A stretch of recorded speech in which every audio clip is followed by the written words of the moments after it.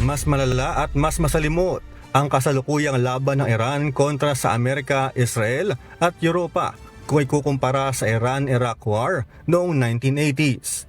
Ayon kay Iranian President Masoud Pezeshkian, ito ay dahil sa pinagsasabay ng tatlong bansa, ang sanctions, military pressure at diplomatic isolation sa Iran. Ginawa ng Iranian leader ang pahayag matapos ang 12 araw na kontrahan noong Hunyo kung saan pinagkaisahan ng US at Israel ang pag-atake sa Iran. Ikinamatay ito ng humigit kumulang 1,100 Iranians at tumarget sa mga nuclear facility, air defense systems at IRGC sites ng bansa. Nasa 28 naman ang nasawi sa Israel sa ganting atake ng Iran. Samantala, makikipagpulong si Netanyahu kay US President Donald Trump sa Mar-a-Lago kung saan kabilang sa agenda ang Iran. Kasabay nito, kinakaharap naman ni Pezeshkian sa loob ng bansa ang lumalalang krisis sa ekonomiya, pagbagsak ng riyal at mga protesta.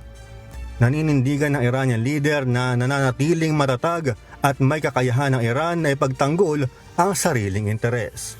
Klein Singka, humahataw sa balita ngayon.